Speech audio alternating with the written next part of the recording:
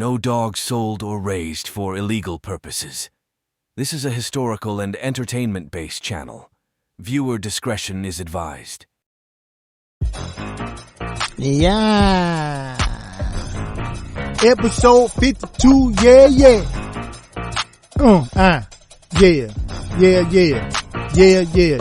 Yeah. Latino Boy and his progeny. Who has the greatest producing yard of all time? My random thoughts and opinions. Let us analyze the evidence on this episode of Bulldog Court. Bulldog community, please rise. This is your host, Get a Hold James, because we got to get a hold of the game. Court is now in session.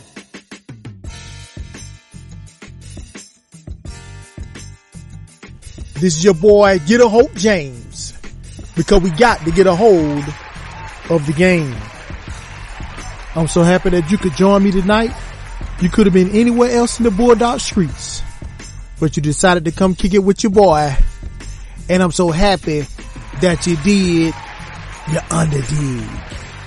I'd like to thank everybody for checking out last week's Bulldog Court episode 51, where we had the Honorable J-Bo, Pressure Kennel Combines, and King T, the young legend.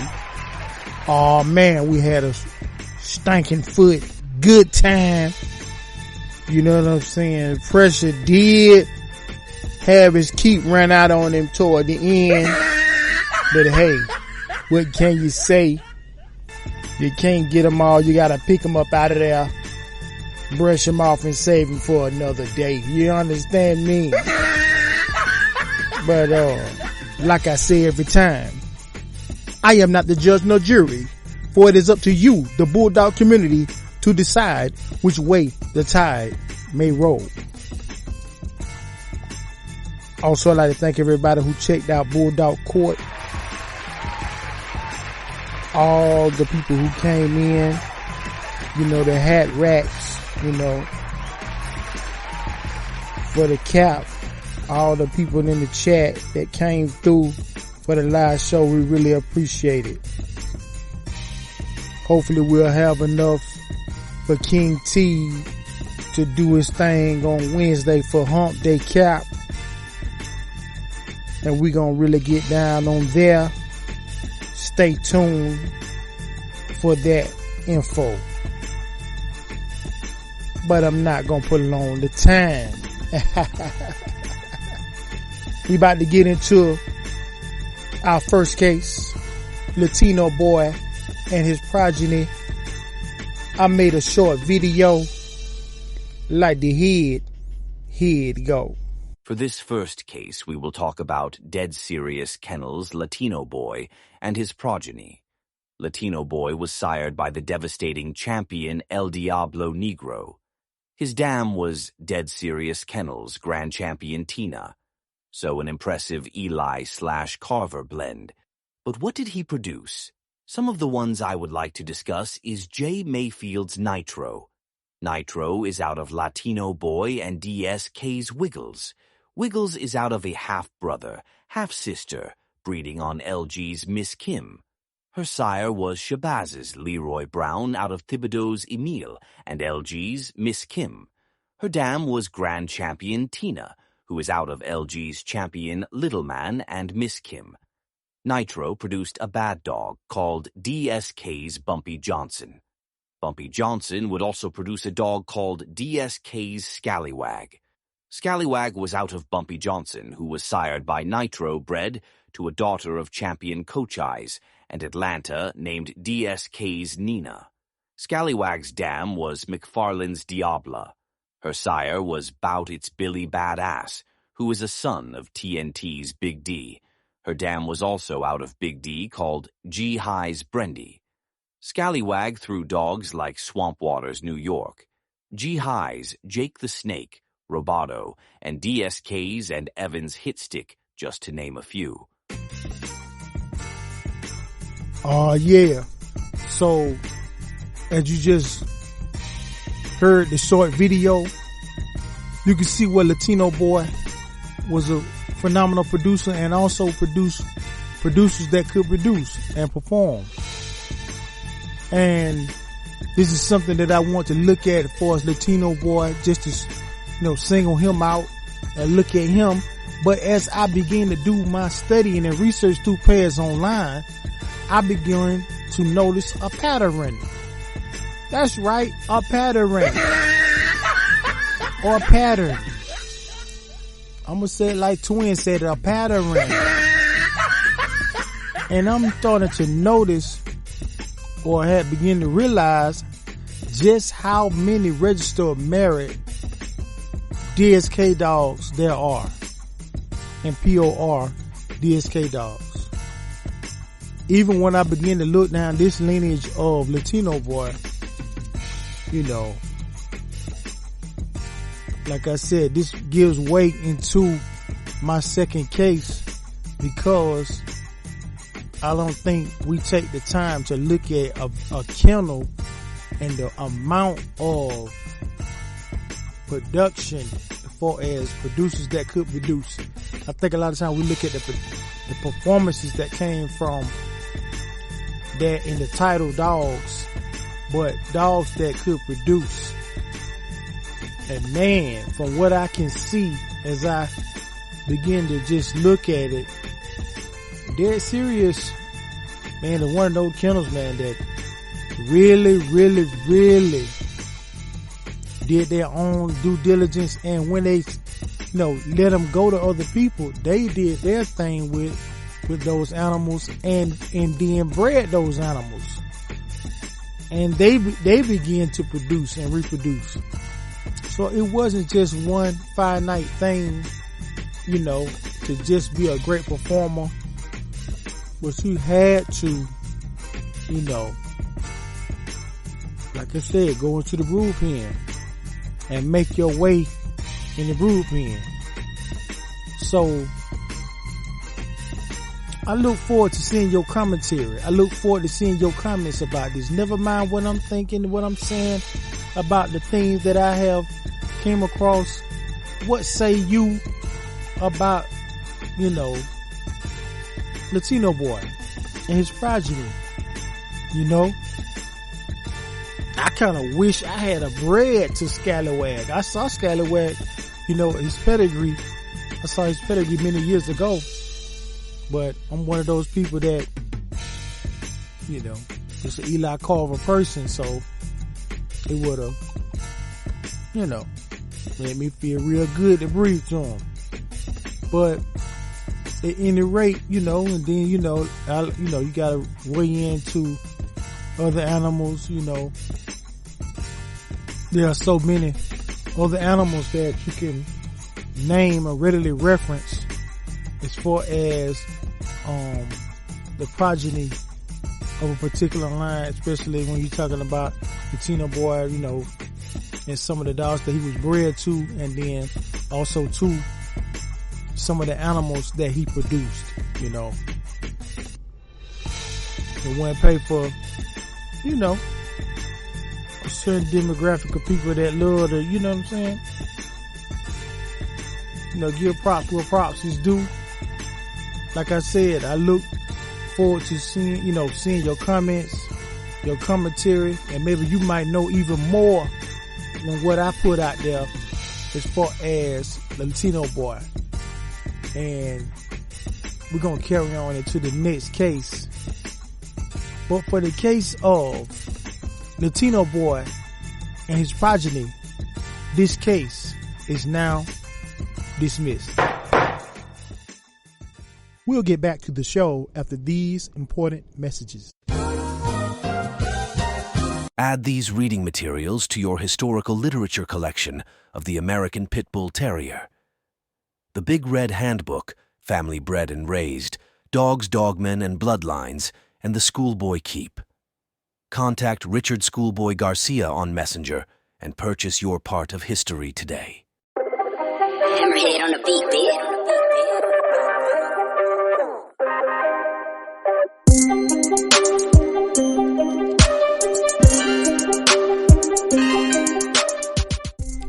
Yeah. Now time for my second case. Who has the greatest producing yard of all time? Let us look into this. Before we can get into this, we gotta, get the parameters together to help you to understand what I mean, what qualifies this. We talking about a kennel, like dead serious kennels, like we just talking about in the first case, strictly business kennels, etc., etc. Not individuals like James Crenshaw, Harold Hargrove, or Irish Jerry. These are individual dog mans, and we'll get to how many registered merit or POR dogs did their yard produce. But right now, we're just gonna look at kennels. WCC, super kennels, and looking at what the SCP, going hard, hardcore, kennels like this, and how many registered merit and PORs came out of their yard. When I began to do my research for the the first case I did tonight on Latino Boy, the thing I kept noticing was how many ROMs and PORs there was at the end of a DSK dog. Even the stuff, like I said, if it didn't have it, like TNT's champion Big D, registered merit, that is a DSK, animal. There are many others, and they didn't all have banjo in them. You got an El Diablo Negro, which is another champion registered merit. You have DSK's Wiggles, another one. It's just so many that you could name out of this. And I want the Bulldog community to look into this let's just tally up just from Pairs Online. And if it's any more that we can come up with outside of that through the SDJ, the AGDT, or whatever else, let's look into that, let's check that out. So this is something that I'm just reporting to the Bulldog community to look at, and let's just get into the analytics of it all, the numbers, the stats, you know what I'm saying? As far as registered merit and POR dogs that produce, how many producing dogs came out of a particular yard, and then one day we'll eventually get into, the individual dog men, the Ozzie Stevens, the James Crenshaws, the Irish Jerrys, the Kimsey Woods, etc., etc., and we gotta make sure that we, look at also, like you could say Darren Tupper, but we're going to say Show and Go. How many registered merits and PORs did Show and Go produce? Cool Boy as an individual. How many registered merits came from his yard and PORs that came from his yard? Pineapple Kid, Greasy Corner Kid, etc., etc. Triple M. I think that's considered a kennel though. As far as Triple M, and God knows they threw up so many winners, just a crime and a shame. But how many of those winners went on to produce other winners? We'll have to look into this. This is gonna be a homework assignment for everybody. Maybe there's something that we can discuss in the live. Might be an ongoing thing going as far as a yard that produce producers. Katie Marlowe is another individual who have, if you really look at Katie Marlowe's yard, how many, it's really not a lot, an overwhelming number of actual show quality animals. But boy, when you start talking about producers, when you start talking about register of merit, producer of record, that number gonna go up. And I mean up off her yard of males and females that went registered merit or POR, and I'm sure we can name quite a few right off the top of our head from Katie Marlowe. Carl Cruz, another one. David Tant, Burns, you know what I'm saying? A lot of these guys using that yellow blood produced a lot of other producers from their yard. Dogs that could simply put them on the ground. So this is something that I'm looking at, you know, discussing, and I want the community's help on this. Another thing is I want to know from the community, do you want to include the Mexicans or do you want to leave the Mexicans out of this one and do their own one? Or do you want to use the Europeans also too and leave them out? Which one do you want to do? So this is something I'm proposing to the, you know, Bulldog community. You know, get your commentary. So for the case of who has the greatest producing yard of all time, this case is now dismissed.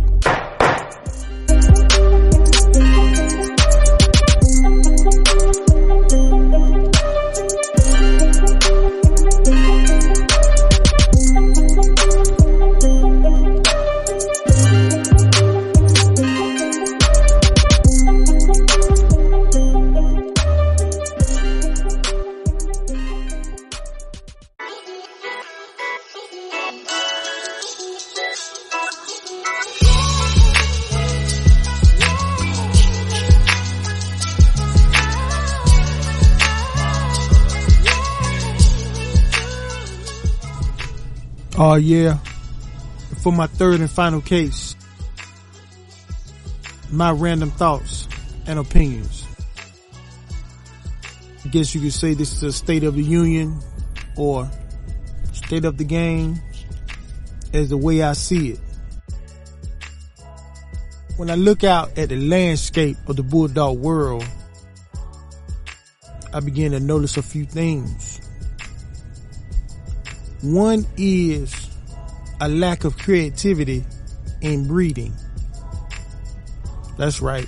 A lack of creativity in breeding. It's one thing to follow the pattern that was set, or I'm gonna say it like twin, the pattern that was set before you.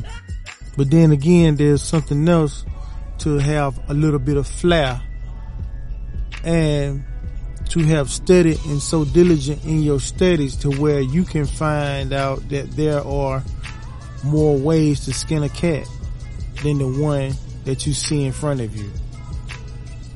What do you mean by this, get a hold, James? I mean, instead of you using, you know, the traditional yellow, Rep or Jocko, you might want to throw a little Mayfield in there, you know, because you know that Jocko goes back to Jackson Hank, and Jackson Hank goes back to the Mayfield blood, right? Mayfield snake. You find you as a good Mayfield and cross that into it. That's to me using the flair rather than you going to get some termite. You know, you can easily go get some termite and put that's some more Jocko for the Rip or Jocko. But you know, to have a little flair, to use some good. You know, what if you was to use, TG's haystack, you know, a haystack dog, you know, with the Rip Boy Jocko, you know, Mayfield Chinaman, you know, with a little spike blood or something. Use that with your Rip Boy Jocko. See what you get. You see what I'm saying? Just using a little bit of creativity. You know, it's not affecting your agenda or whatever it is that you're trying to stay close to the original family that you started out with. But just a little creativity. Another thing I noticed is, man, the cap getting bigger by the day. Hey, bro, come on now, dog.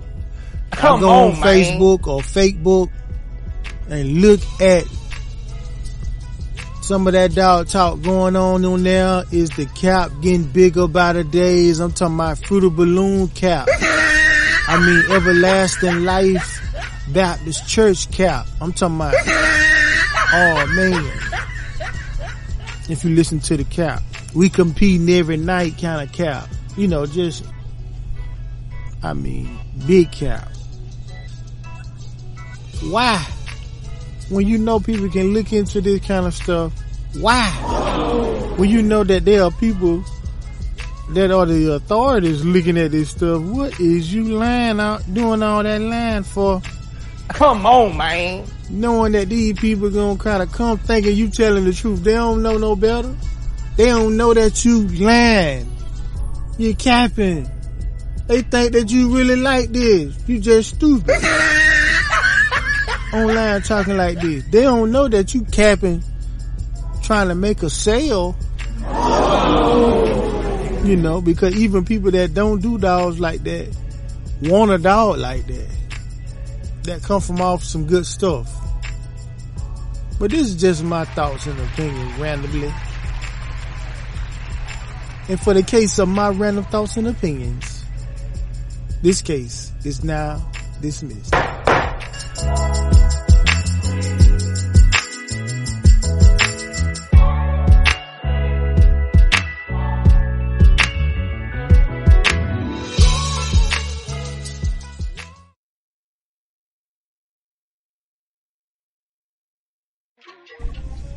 Oh yeah, and now it's time for my closing monologue.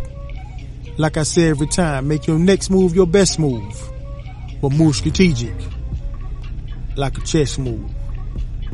Say man, every time I turn around and look in the Bulldog kitchen, you in the kitchen, eating up all the food, cooking up something. Well, I tell you what, dog man, keep cooking. Keep cooking. This is your boy, Get a Hope James, because we got to get a hold of the game. I'm out.